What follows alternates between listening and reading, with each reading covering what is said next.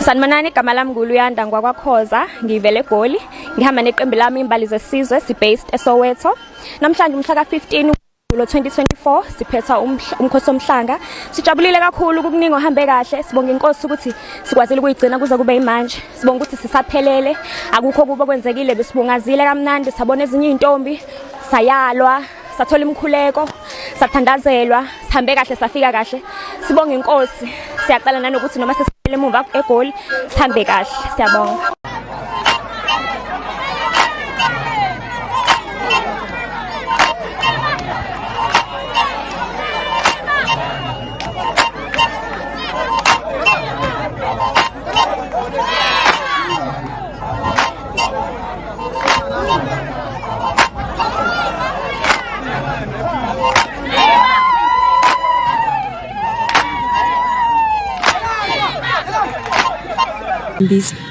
Naze nabahle bantwana bami, naze nabahle.